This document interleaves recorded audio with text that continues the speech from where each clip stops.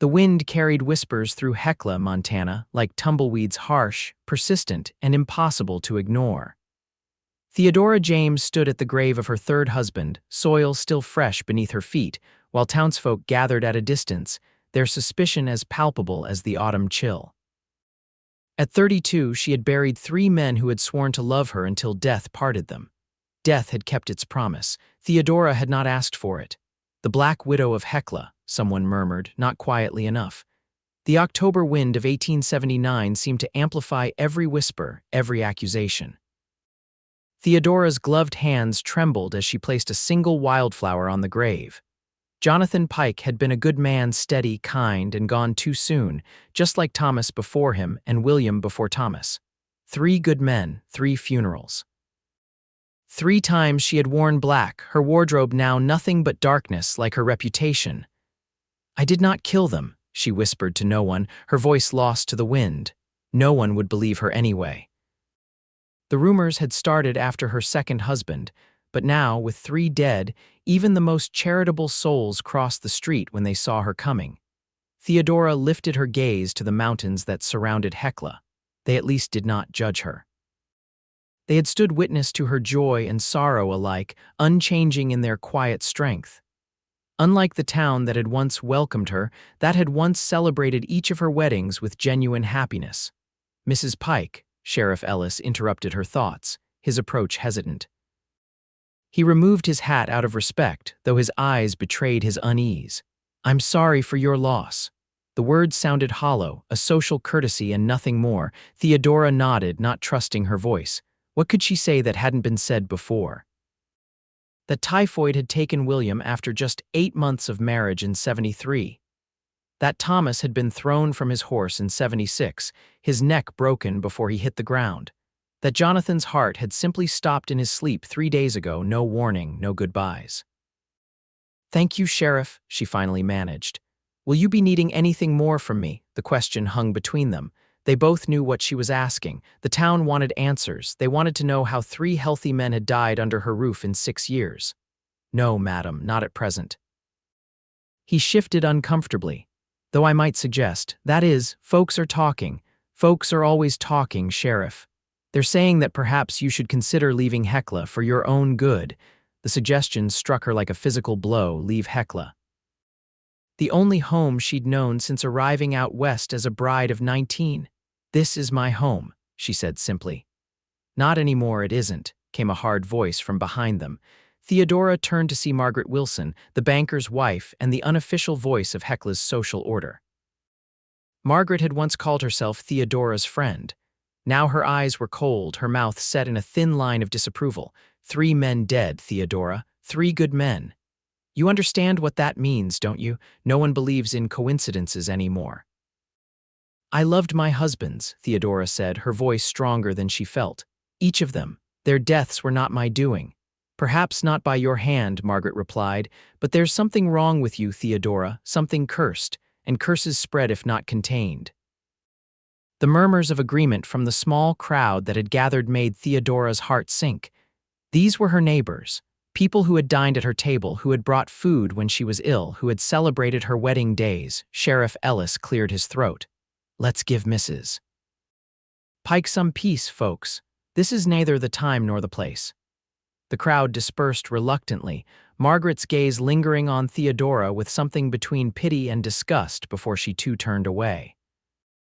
Alone again, Theodora knelt by the grave, her fingers tracing the freshly carved letters of Jonathan's name.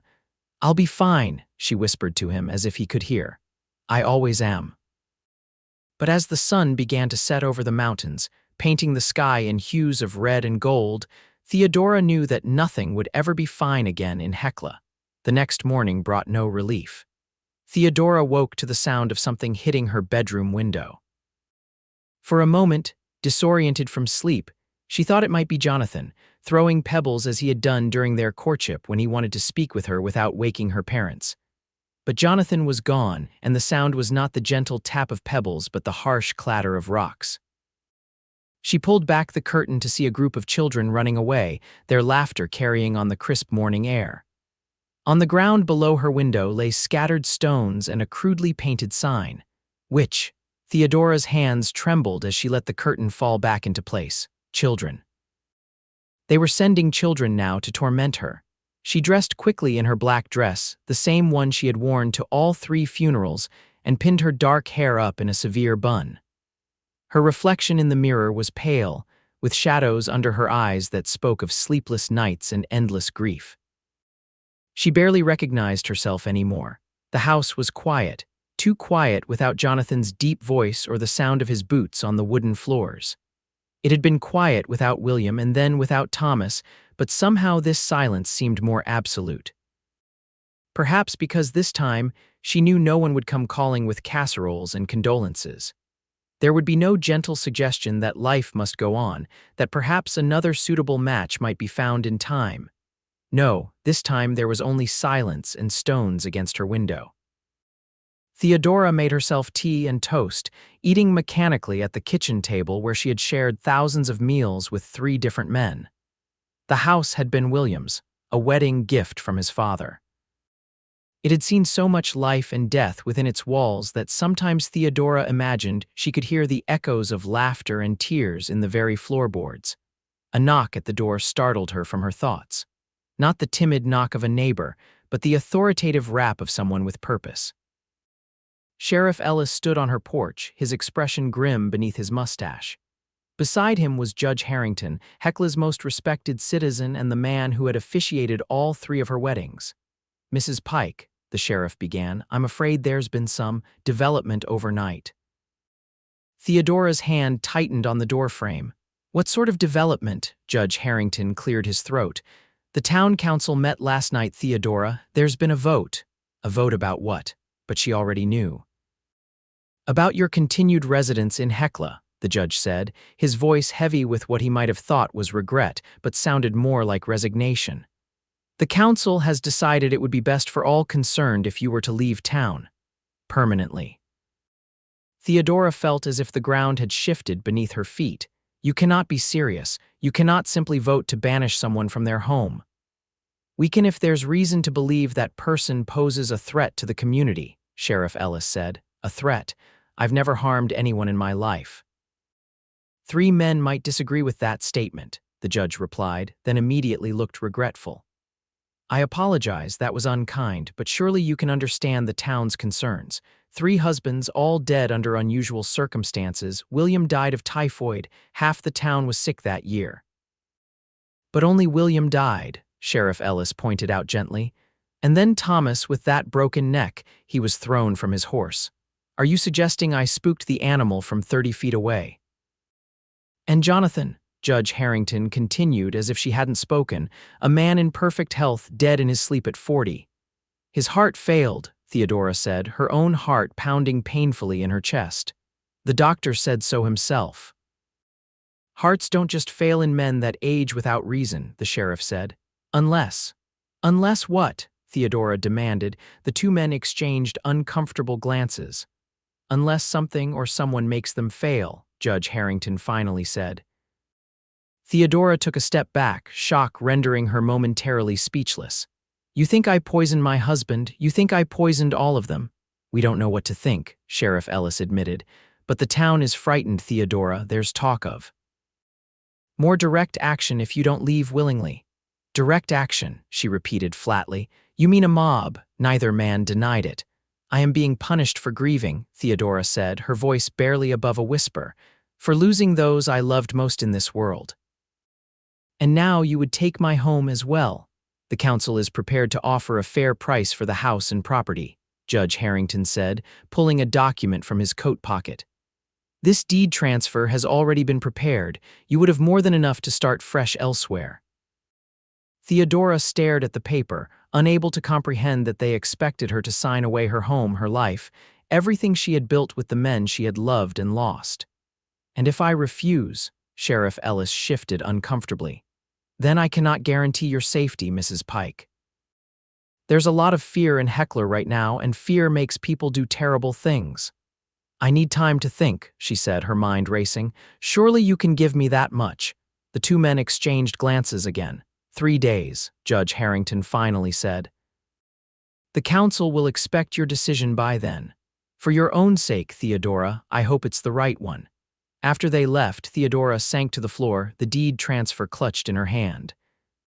3 days to decide whether to abandon her home or face whatever direct action the town deemed appropriate for a woman they believed was cursed or worse. For the first time since Jonathan's death, Theodora allowed herself to weep openly, her sobs echoing through the empty house that had once been filled with love. That afternoon, as Theodora was gathering what few keepsakes she could bear to part with, resigning herself to the inevitable departure from Hecla, another knock came at her door.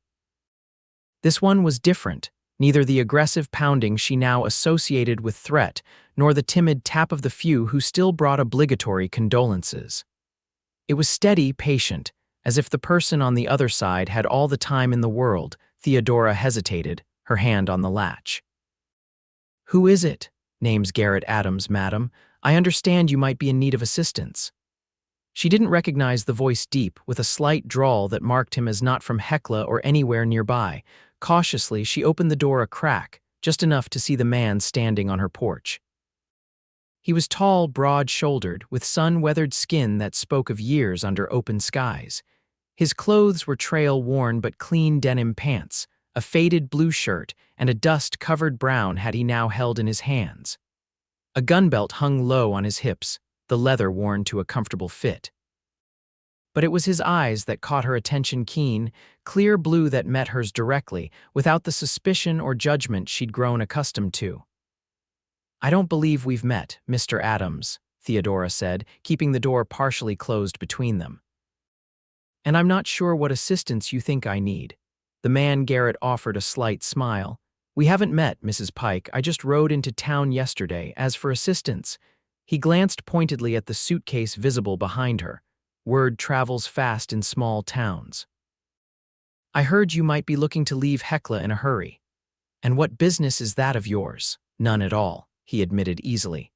"Except that I'm heading north to Fort Benton, and the road can be dangerous for a lady traveling alone." Theodora's eyes narrowed. "Are you offering to escort me?" "I am." "Why would you do that? You don't know me." Garrett shifted his weight, hat still in hand.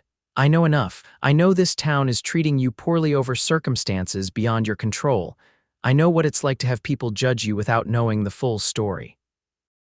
Something flickered in his eyes, there and gone too quickly for her to identify. "And I know that a woman alone on the trail is an easy target for those with ill intent." Theodora hesitated. The offer was unexpected, possibly suspicious in itself. Why would a stranger care about her situation? "Mr. Adams, while I appreciate the offer, I haven't even decided if I'm leaving yet." This time, his smile held a hint of grimness. "With respect, Mrs. Pike, I don't think this town is giving you much choice. I was at the saloon last night, heard what they're saying. Saw the meeting at the town hall. Those people have made up their minds about you." The blunt assessment stung, but Theodora couldn't deny its truth. "Even so, I don't make a habit of traveling with strange men, Mr. Adams." "Smart policy," he agreed. "Tell you what. I'll be staying at the boarding house for another day or two. If you decide you're leaving and want company on the road, you can find me there." He replaced his hat and turned to go, then paused. "For what it's worth, Mrs. Pike, I don't believe in curses. I believe in bad luck and worse timing, but not curses." With that, he tipped his hat and descended the porch steps, leaving Theodora staring after him, uncertain whether she'd just been offered genuine help or something altogether more complicated. That night, Theodora couldn't sleep. The house creaked and settled around her, full of memories and ghosts. She lay in the bed she'd shared with Jonathan, staring at the ceiling, running through her options. She could stay and fight, but fight what? The entire town, their fear and superstition. Even if she somehow convinced them she wasn't cursed or a murderer, they would never truly accept her again. She could leave as the council demanded, take their money and start fresh somewhere new. But where? She had no family left, no connections outside of Hecla. And then there was Garrett Adams' offer. An escort to Fort Benton could be valuable. The road was indeed dangerous. But traveling with a man she'd just met carried its own risks. As dawn broke, Theodora came to her decision. She would leave Hecla not because the town council demanded it, but because there was nothing left for her here but suspicion and pain. As for Garrett Adams, she would seek him out. Something in his direct gaze had seemed trustworthy, and her instincts about people had always been good, despite what the town now thought. She dressed carefully in a practical traveling outfit, a navy blue skirt and jacket over a simple white blouse, clothes she had not worn since before Jonathan's death. Her mourning attire would stay behind, along with the painful memories it represented. The boarding house was on the other side of town, which meant walking through Hecla in broad daylight. Theodora steeled herself for the stares and whispers, holding her head high as she made her way down the main street. She was nearly at the boarding house when a rough hand grabbed her arm, spinning her around. "Where do you think you're going, witch?" Frank Miller's breath reeked of alcohol despite the early hour. He had been a friend of Thomas, her second husband, though friend might have been generous. Thomas had tolerated the man more than liked him. "Remove your hand, Mr. Miller," Theodora said as calmly as she could, though her heart raced. "Or what? You'll curse me too." He leaned closer, his bloodshot eyes full of malice. "Maybe you already did. My crops failed this year. Was that your doing?" "Your crops failed because you spend more time at the saloon than in your fields," came a level voice from behind them.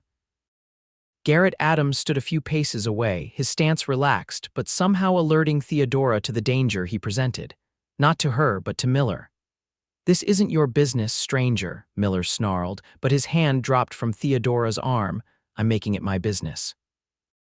Garrett's tone remained even, almost conversational. "The lady asked you to let go. You did.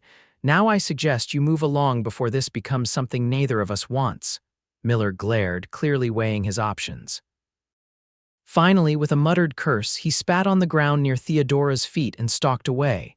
"Are you all right, Mrs. Pike?" Garrett asked, approaching only when Miller was well out of earshot. "Yes, thank you." Theodora straightened her jacket, trying to regain her composure. "Actually, I was on my way to find you." Something like satisfaction flickered across his face. "Then I'd say our timing is fortunate. Would you care to discuss matters over breakfast? The boarding house serves a decent meal and Mrs. Hanson is one of the few in town who doesn't seem to have joined the witch hunt against you." Theodora hesitated only briefly before nodding. "That would be acceptable, Mr. Adams." Over plates of eggs, bacon, and fresh bread, Theodora studied the man across from her. Garrett Adams ate with the efficient movements of someone accustomed to taking meals when they were available, not knowing when the next might come. His hands were calloused, his fingernails clean but with permanent traces of work ingrained in the skin. "You're wondering if you can trust me," he said without looking up from his plate. "Wouldn't you in my position?" Without question. He met her gaze then. "What would you like to know? Who are you, Mr. Adams, really? What brings you to Hecla, and why would you offer to help a stranger the town has all but declared a pariah?" Garrett set down his fork, considering her with those clear blue eyes. "I'm a former cavalry scout. Spent 6 years with the 5th Regiment before taking to freelance work guiding, hunting, occasional security for travelers with more money than sense or shooting skill." "And what brought you to Hecla? It's hardly on the way to anywhere." "A job tracking a man who stole something valuable from my employer in Helena. Trail led here but went cold. Since I'd already made the trip, thought I might rest a day or two before heading back.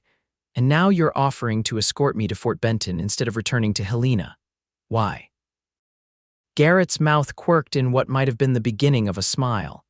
"Let's just say I have my reasons for not being in any hurry to return to Helena. As for helping you," he shrugged, "I've seen what people can do when fear takes hold. Seen good folks turn cruel when they don't understand something." There was something in his voice, a hint of old pain that made Theodora believe him. "I've decided to leave," she said after a moment. "Not because they're forcing me out, but because there's nothing left for me here." "Smart decision. When do you want to depart?" "Tomorrow morning, early before the town wakes." She hesitated. "I should warn you, Mr. Adams, they say I'm cursed. 3 husbands, all dead within a few years, if you believe in such things." "I told you yesterday, Mrs. Pike." "I don't believe in curses." His gaze held her steadily. I believe in choices and consequences. Whatever happened to your husbands, it wasn't because of some mystical curse. How can you be so certain? For the first time, a full smile crossed his face, transforming his weathered features into something almost handsome. Because I've seen real darkness in this world, Mrs. Pike, real evil, and whatever you might be, it isn't that. The certainty in his voice loosened something tight in Theodora's chest, a knot of tension she hadn't realized she'd been carrying. "Tomorrow at dawn, then," she said. "I'll be ready." That night, Theodora completed her preparations. She signed the deed transfer, accepting the council's offer for her home not because she wanted to, but because she needed the money to start anew. She packed what she could carry: clothes, a few books, the wedding bands of all three husbands strung on a chain she wore beneath her clothes, and a small box of mementos she couldn't bear to leave behind.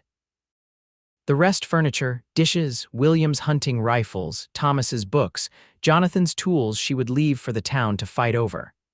Let them pick apart the remains of her life here. She would build something new elsewhere. She wrote a single letter, addressed to the town council, to be delivered after her departure. "I leave not in shame but in dignity. I loved 3 good men, and I buried 3 good men. If there is a curse, it lies not with me but with those who would condemn grief as a crime. May you find peace with yourselves, for I intend to find mine elsewhere." She signed it simply, Theodora James Pike, placing emphasis on her maiden name, a reminder that she had been her own person before any of her marriages, and would be again.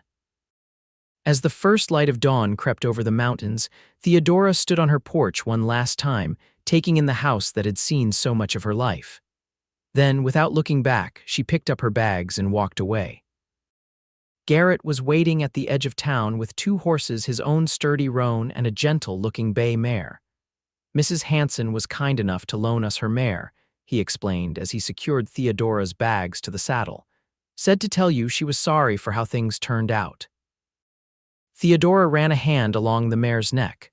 "Please thank her for me when you return the horse." Garrett's expression was unreadable in the dim morning light. "You're assuming I'm coming back to Hecla, aren't you?" "That depends on a great many things, Mrs. Pike." "Now, shall we be on our way before the town wakes and decides to see you off with less than kind intentions?" The journey to Fort Benton would take the better part of a week, Garrett informed her as they rode north, putting distance between themselves and Hecla with each passing mile. The trail would take them through forests and open plains, across streams and around the foothills of the Rockies. "Have you traveled this way before?" Theodora asked as they stopped to rest the horses around midday.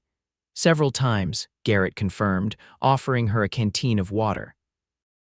"It's one of the safer routes north, provided you know what to watch for." "And what should we be watching for?" "Animals, mostly bears and mountain lions, keep to themselves if you're careful, but they're always a concern. The occasional desperate outlaw, though they tend to target larger groups with more to steal." He paused, studying her. "You're not afraid?" It wasn't a question, but Theodora answered anyway. "I've faced down an entire town that believed I was either cursed or a murderer, Mr. Adams. Wild animals and outlaws seem almost welcome by comparison." That earned her another of his rare smiles. "Fair point, Mrs. Pike. Please, if we're to travel together for a week, I think you might call me Theodora," he nodded. "Theodora, then, and I'm Garrett." They made camp that evening in a small clearing beside a stream, far enough from the trail to avoid unwanted visitors, but close enough to water for convenience. Garrett efficiently set about making a fire while Theodora arranged their bedrolls, his on one side of the fire, hers on the other, a deliberate distance maintained. As they ate a simple meal of jerky, hardtack, and coffee, Theodora found herself studying her traveling companion in the flickering firelight. There was a steadiness to him, a quiet confidence that came not from arrogance but experience. He moved with the economic grace of someone who had learned to conserve energy, to be ready for anything.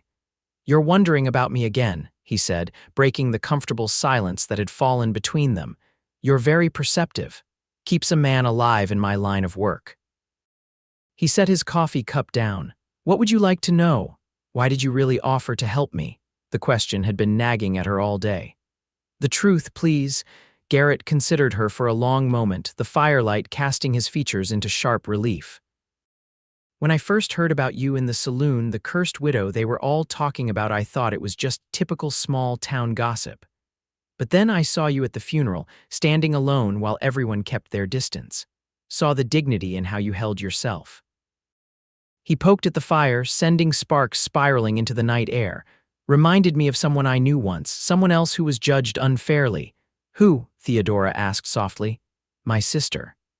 His voice had gone flat, emotionless in a way that spoke of carefully controlled pain. She married a man who turned out to be cruel behind closed doors. When he died falling down stairs, she had just cleaned the town, decided she had killed him deliberately. Never mind the bruises she'd hidden for years. Never mind his drinking. They decided she was guilty. What happened to her? They hanged her 2 years ago. He said it matter-of-factly, but his knuckles were white where he gripped the coffee cup. I was away, scouting for the cavalry. By the time I returned, it was done. No trial, just frontier justice for a woman they'd decided was a murderer. Theodora felt a chill that had nothing to do with the night air. I'm so sorry. I couldn't save Elizabeth, but when I heard them talking about you, saw the way they looked at you. He shrugged, a gesture that tried to appear casual but failed. Maybe I thought I could set something right this time. The honesty of it silenced Theodora momentarily. This wasn't charity or misplaced gallantry. This was a man trying to atone for something he couldn't have prevented. Thank you for telling me, she finally said, and thank you for being here. Garrett nodded once sharply, as if uncomfortable with her gratitude.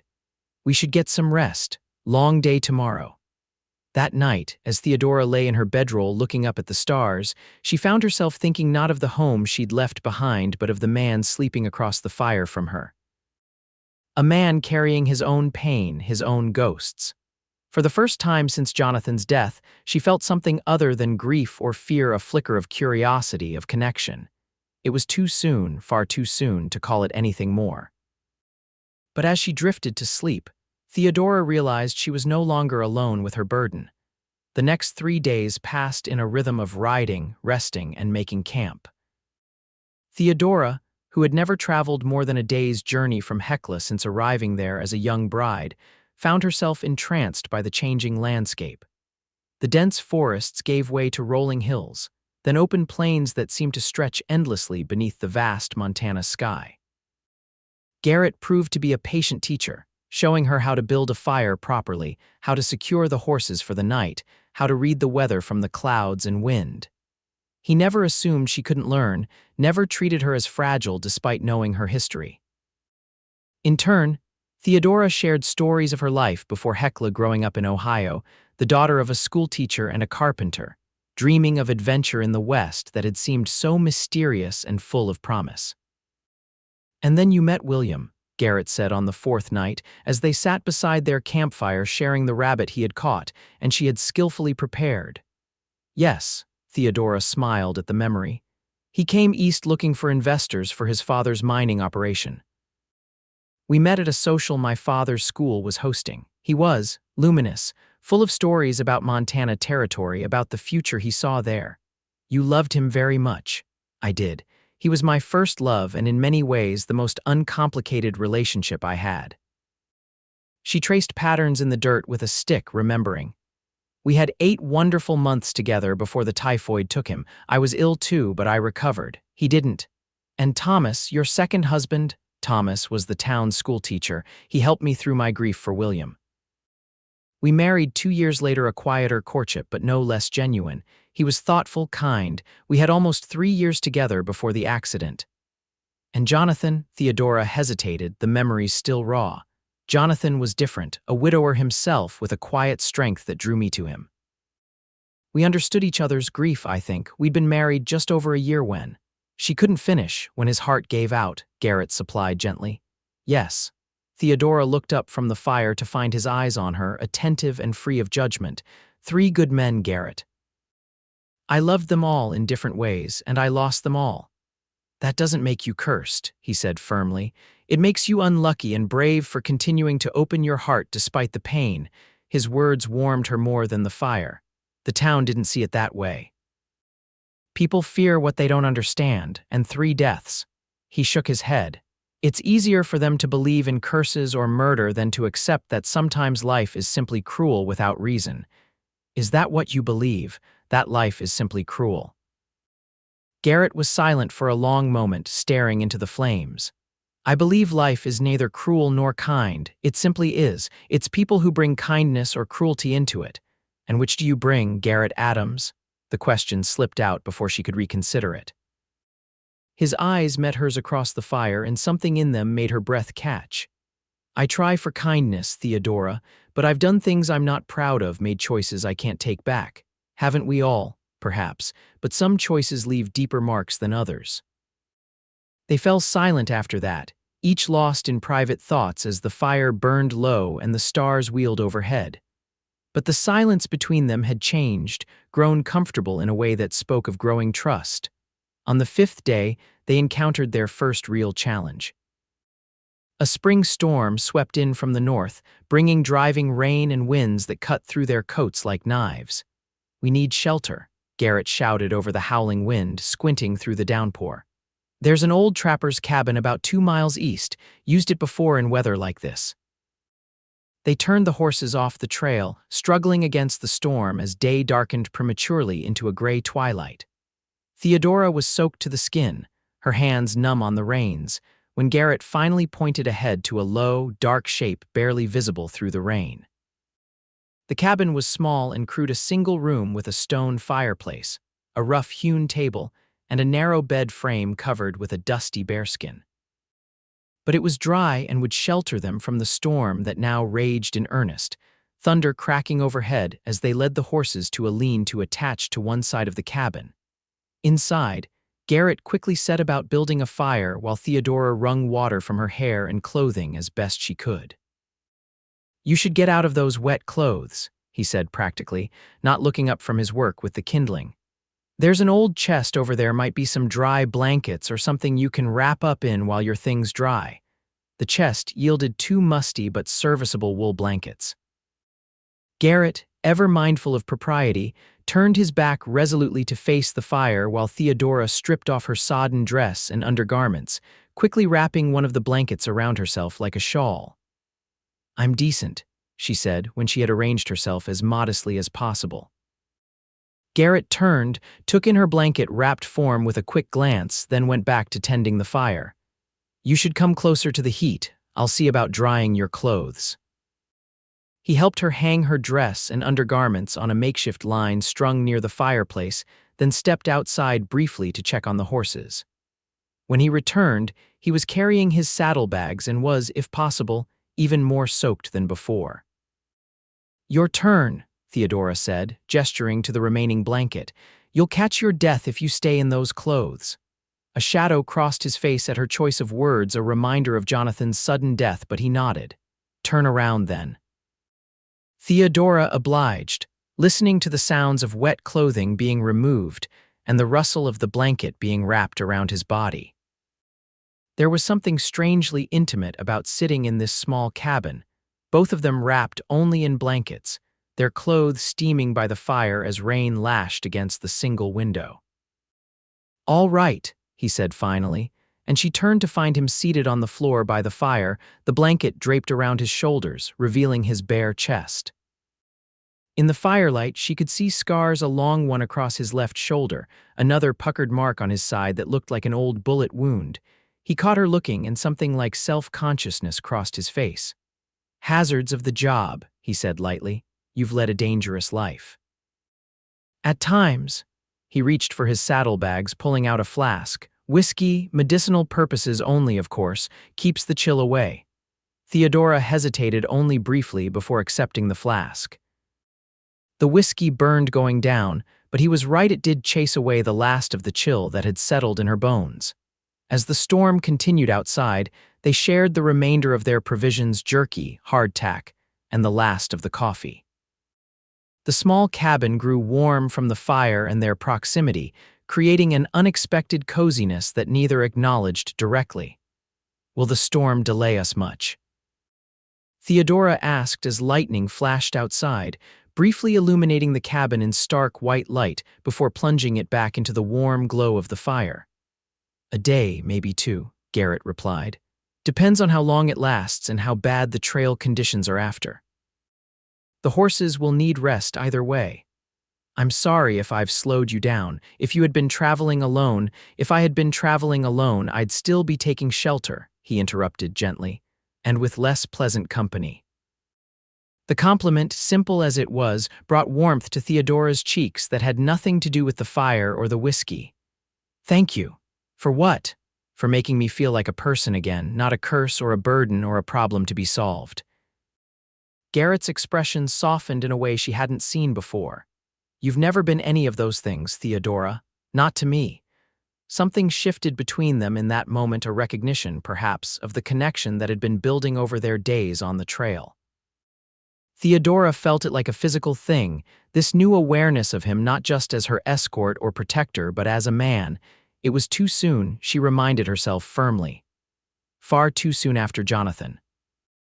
And yet, as the storm raged outside and the fire crackled between them, Theodora found herself wondering what it might be like to close the distance between them, to seek comfort in human touch after months of being treated as untouchable. As if reading her thoughts, Garrett cleared his throat and moved to add another log to the fire. "We should try to get some rest. You take the bed, I'll sleep here by the fire." "There's room enough for both of us," she found herself saying, "and it's only practical given the cold." He looked up sharply, his eyes searching hers for something, permission, perhaps, or reassurance that she understood what she was suggesting. "For warmth only," she clarified, though even as she said it, she wasn't entirely sure that was all she meant. "It seems foolish for one of us to be comfortable while the other sleeps on the hard floor." After a long moment he nodded. "If you're certain—" "I am." They arranged themselves carefully on the narrow bed, both still wrapped in their blankets, a deliberate few inches of space maintained between them. But in the night, as the storm howled outside and the fire burned low, Theodora found herself drawn to his warmth, her body seeking his in sleep even as her mind might have hesitated. She woke briefly in the darkest part of the night to find herself curled against his side, his arm around her shoulders, his breathing deep and even in sleep. Instead of pulling away, she allowed herself this comfort, this human connection after so much isolation, and drifted back to sleep with her head on his chest, lulled by the steady beat of his heart. Morning brought clear skies, the storm having spent its fury during the night. It also brought an awareness of how they had slept wrapped around each other like lovers, though still modestly covered by their respective blankets. Theodora woke first, carefully extricating herself from Garrett's embrace before he could wake and find them so intimately entwined. By the time he stirred, she had already rekindled the fire and was checking their clothes, which had dried overnight. "Good morning," she said, perhaps a bit too brightly, avoiding his eyes.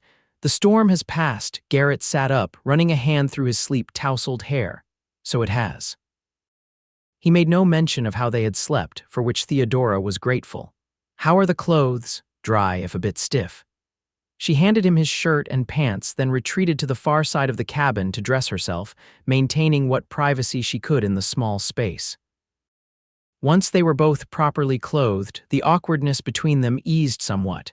They shared a simple breakfast of the last of their provisions, then set about preparing to leave the cabin. "We'll need to hunt today," Garrett said as they saddled the horses. "We're out of food and we still have at least 2 days to Fort Benton, possibly 3 if the trails are as bad as I expect after that rain." "I can set snares," Theodora offered. "My father taught me when I was young." Garrett looked impressed. "A useful skill." "We'll make camp early today then, and see what we can catch for dinner." The trails were indeed in poor condition, muddy and slick, with fallen branches and debris from the storm forcing them to pick their way carefully. They made slower progress than in previous days, and by mid-afternoon it was clear they would cover less ground than planned.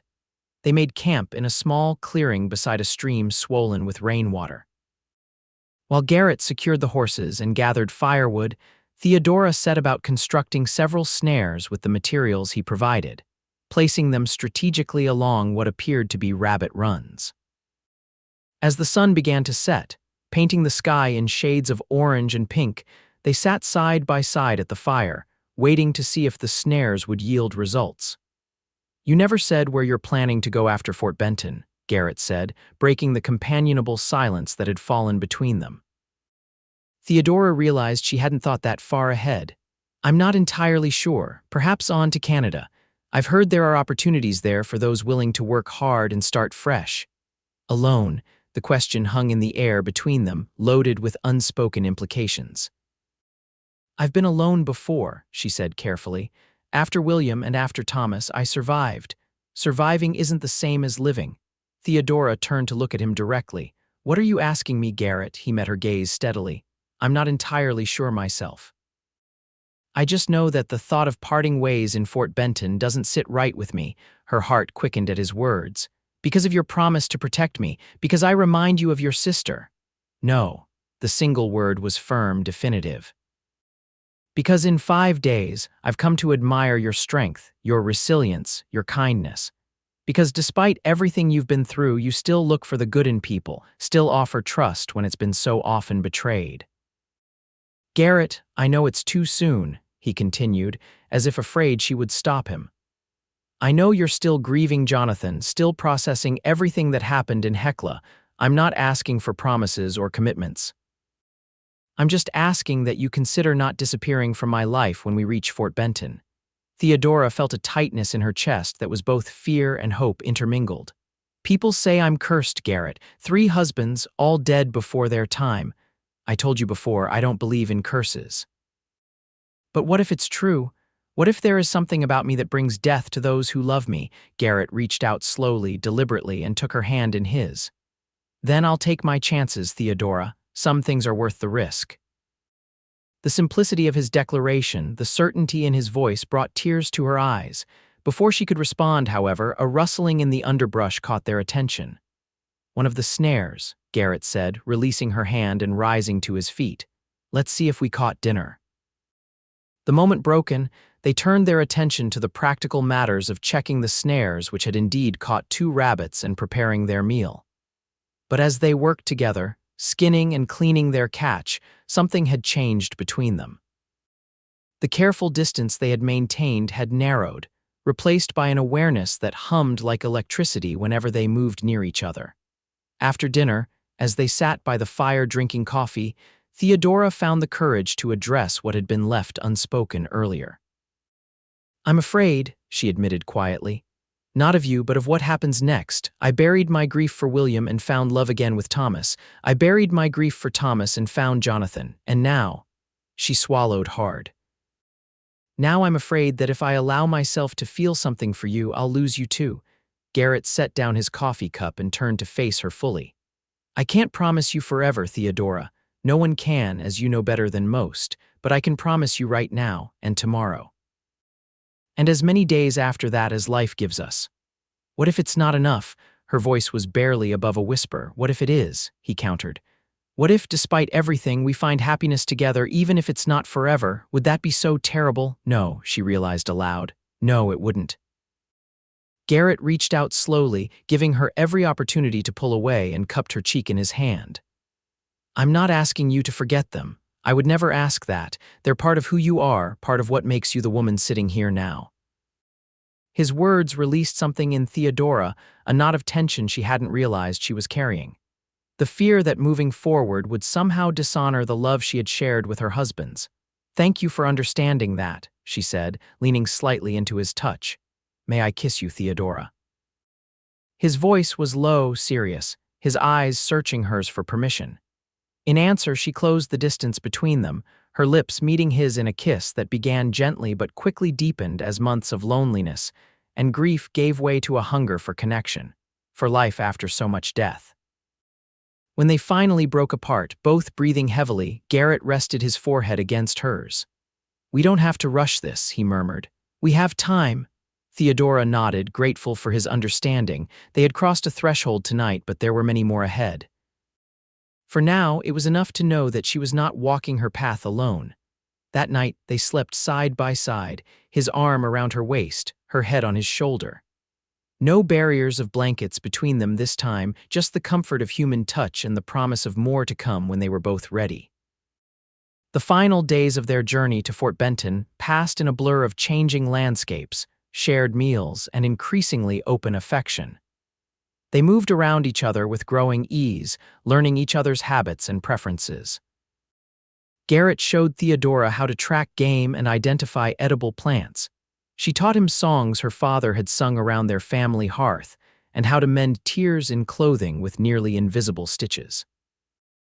And each night they slept wrapped in each other's arms, sometimes talking late into the night about their pasts, their hopes, their fears. Garrett told her about his years with the cavalry, about the things he had seen that still haunted his dreams sometimes. Theodora shared stories of her husbands, finding healing in being able to speak of them without judgment or suspicion. They did not rush the physical aspect of their relationship, both understanding that what was building between them deserved time and care. But the tension between them grew with each passing day, a sweet anticipation that made every touch, every look, every shared smile feel significant. On the morning of the 7th day, the buildings of Fort Benton came into view, nestled alongside the Missouri River. The fort itself was no longer an active military installation, but had become a bustling river port and trading center, with steamboats coming up from St. Louis and trappers, traders, and settlers coming in from all directions. "We made it," Theodora said, a mix of relief and apprehension in her voice. Fort Benton represented safety and civilization after their journey, but also uncertainty about what came next. "We did," Garrett agreed, reaching across the small space between their horses to take her hand. "Together." The word carried weight, a reminder of their conversations on the trail, of the possibilities that lay before them. "What happens now?" she asked as they rode slowly toward the town. "First, we find proper accommodations, a hotel with real beds and hot water." He smiled at her, a warmth in his eyes that made her heart skip. "Then we rest, resupply, and decide what comes next, together." There was that word again, together. It hung in the air between them like a promise. Fort Benton proved to be larger and more developed than Hecla, with several hotels, shops, saloons, and even a small theater. No one looked twice at Theodora and Garrett as they rode into town, just another couple arriving from the trail, indistinguishable from the dozens of others who passed through the busy port town each day. The anonymity was liberating. Here, no one knew her as the cursed widow or whispered behind her back. Here, she could be simply Theodora, a woman starting a new chapter in her life. They secured rooms at the Montana Hotel, separate rooms, as propriety demanded, though the knowing look from the hotel clerk suggested such arrangements were often made for appearance's sake only. After a proper bath, her first in over a week, and dressed in the cleanest of her travel-worn clothes, Theodora met Garrett in the hotel dining room for their first meal in civilization since leaving Hecla. "You look beautiful," he said sincerely as she joined him at the table. Her hair was clean and pinned up simply, her skin flushed from the hot bath, her dress, though well-traveled, neat and becoming. "Thank you." She smiled, still not entirely used to accepting compliments from him. "You clean up rather well yourself." Indeed he did. Garrett had shaved his trail beard, revealing a strong jaw and the hint of a dimple in his right cheek when he smiled. His hair was neatly combed, his shirt clean and pressed. He looked like a different man than the trail-worn guide who had led her from Hecla, though his eyes remained the same clear blue and attentive, following her every movement. Over a meal that seemed impossibly luxurious after days of campfire cooking roast beef, potatoes, fresh bread, and even apple pie for dessert, they discussed their immediate plans. "We should stay at least a few days," Garrett suggested. "Rest the horses, resupply. There's a dressmaker in town if you'd like some new clothes." "That would be wonderful," Theodora admitted, "though I'll need to be careful with my funds. The town council's payment for my house was fair, but it must last until I find a way to support myself." "You won't be alone," Garrett reminded her. "Whatever comes next, we face it together." The word had become something of a talisman between them, a reminder of the commitment they had made on the trail. Together, she echoed, the word both thrilling and frightening in its implications. They spent the next 3 days exploring Fort Benton, learning its rhythms and possibilities. Theodora visited the dressmaker and commissioned 2 new dresses practical but becoming, suitable for whatever life might bring next. Garrett sold the extra horse they had borrowed from Mrs. Hanson to a trader heading back toward Hecla, with instructions to return it to its owner with his thanks. On their 3rd evening in Fort Benton, they dined at the hotel restaurant again, but this time Garrett seemed distracted, almost nervous, so unlike his usual steady self that Theodora finally called him on it. "Is something troubling you?" she asked after watching him glance around the room for the 3rd time in as many minutes. "Not troubling, no." He met her eyes, then reached into his pocket and withdrew a small velvet pouch. "I've been thinking about what comes next, for us." Theodora's heart beat faster as he placed the pouch on the table between them. "I'm not asking for marriage, not yet," he said quickly, sensing her momentary alarm. "That would be too soon for both of us, but I wanted you to have this as a promise." With trembling fingers, Theodora opened the pouch and tipped its contents into her palm. A delicate gold ring set with a small but perfect sapphire lay there, catching the light. "It's beautiful," she breathed. "It reminded me of your eyes," Garrett said simply. "I want you to have it as a token of my intentions. Not an engagement ring, but a promise that when you're ready, when we're both ready, I'll be here, no matter how long it takes." Tears pricked at Theodora's eyes. "Aren't you afraid, after everything that's happened to the men who loved me before?" Garrett reached across the table to take both her hands in his. "Theodora, listen to me. William died of typhoid, a disease that took many lives that year. Thomas died in a riding accident, tragic but not uncommon. Jonathan had a heart condition no one knew about. These were terrible coincidences, not a curse. How can you be so certain? Because I've seen enough of life to know that sometimes terrible things happen without reason or pattern, and I've seen enough of you to know that you bring life, not death." He squeezed her hands gently. "The 4th time can be forever, Theodora, if you're willing to believe that too." The words struck her like a physical force. 4th time's forever. Such a simple phrase, yet so powerful in its rejection of the curse narrative that had dominated her life in Hecla. "I want to believe that," she whispered. "Then believe it. Wear this ring not as a widow or a cursed woman, but as Theodora James, a woman with a past, yes, but also a future. Our future when you're ready."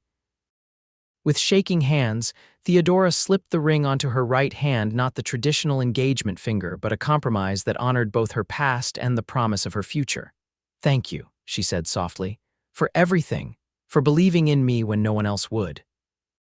That night, for the first time since arriving in Fort Benton, Theodora did not return to her own room after dinner.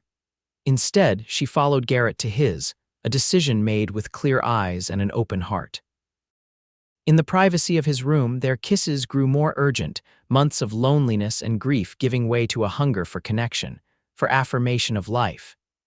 Garrett's hands were gentle as they moved over her body, learning her curves and contours, his lips following the path his fingers traced. "Are you sure?" he whispered against her skin, ever mindful of her grief, her past. "I'm sure," she replied, pulling him closer. "I want this. I want you." They came together in a joining that felt like healing, tender at first, then passionate as they found their rhythm together. For Theodora, it was a reclamation of herself, a declaration that she was more than her losses, more than the cursed widow of Hecla. She was a woman capable of love and being loved, of pleasure and giving pleasure in return. Afterward, lying in the circle of Garrett's arms, Theodora felt a peace she hadn't known in years. Not the absence of grief her husband's would always hold places in her heart, but the presence of something new, something hopeful. "What are you thinking?" Garrett asked, his fingers tracing lazy patterns on her bare shoulder. "That I never expected to feel this way again," she admitted. "That after Jonathan died and the town turned against me, I thought I was done with love, with happiness. And now." She propped herself up on one elbow to look at him, taking in the strong lines of his face, the warmth in his eyes. "Now I'm thinking that perhaps you're right. Perhaps the 4th time can be forever." He smiled, pulling her down for a kiss that held all the promise of their future together. "I know it can." In the days that followed, they made plans. Fort Benton was growing rapidly, with opportunities for those willing to work hard. Garrett, with his skills as a guide and hunter, found work easily with the steamboat companies, guiding hunting parties for wealthy tourists who came up the Missouri looking for adventure. Theodora, drawing on her experience running households for 3 different husbands, took a position as manager of the Montana Hotel, overseeing the housekeeping staff and ensuring guests were properly accommodated. Her natural grace and organizational skills made her a perfect fit for the role, and soon she was indispensable to the hotel's operations. They took rooms in a small house on the edge of town, living openly as a couple though not yet married. In Fort Benton, with its constant flow of people from all walks of life, their arrangement raised few eyebrows. They were simply another couple making a life together in the growing frontier town. As summer turned to fall and fall to winter, Theodora found herself fully embraced by the community of Fort Benton. Unlike Hecla, where her past had defined her, here she was known for her present, her competence, her kindness, her quiet dignity. No whispers of "cursed widow" followed her through the streets. No one crossed to the other side when they saw her coming. And through it all, Garrett remained steadfast at her side, patient as she worked through the last of her grief, understanding when memories of her husband surfaced unexpectedly, loving her through the dark days and celebrating with her through the bright ones. It was a crisp spring day in 1880, almost a year after they had arrived in Fort Benton, when Garrett took Theodora for a walk along the Missouri River.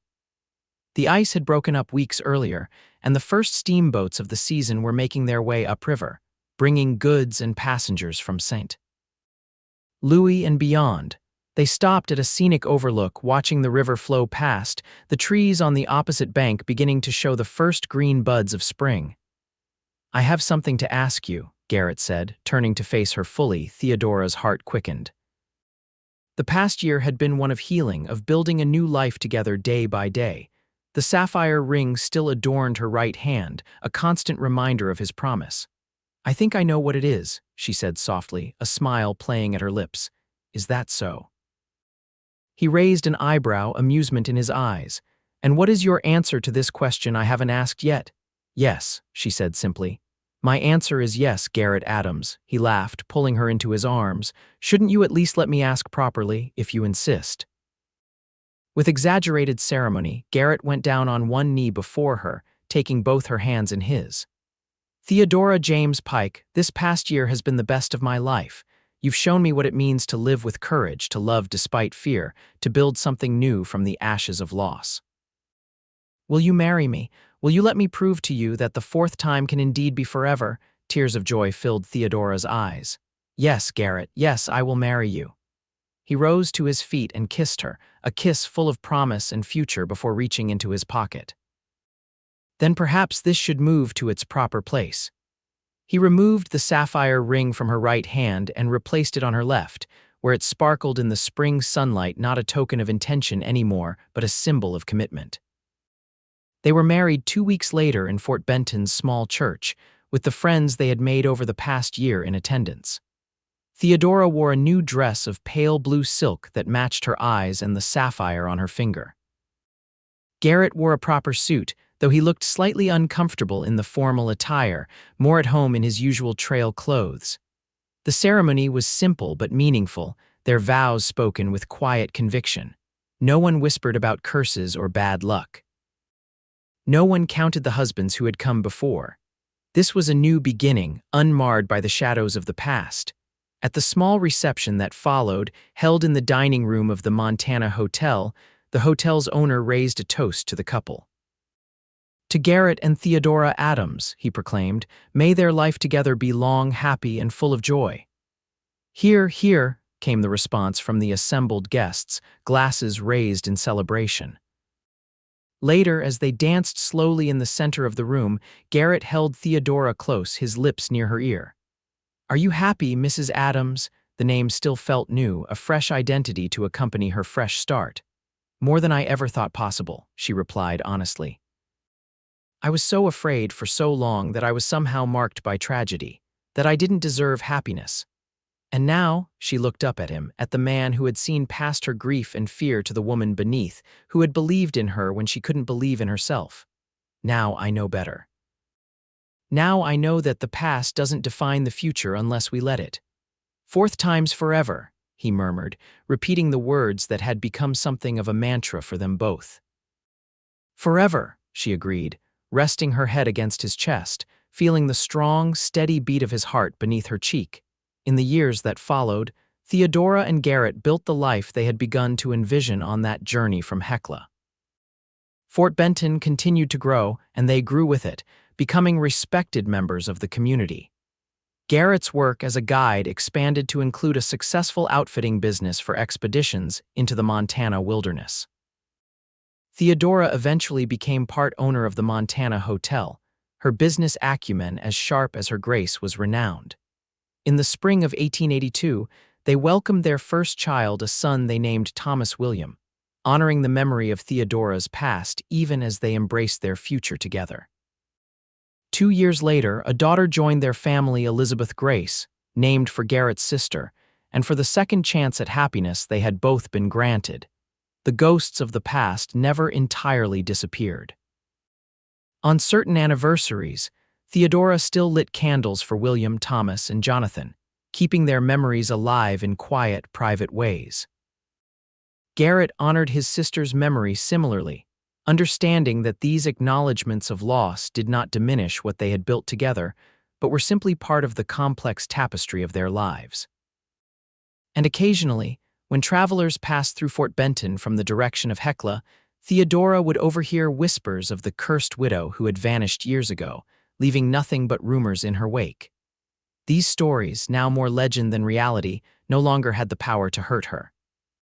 She knew the truth of her own life, the love she had known and lost and found again.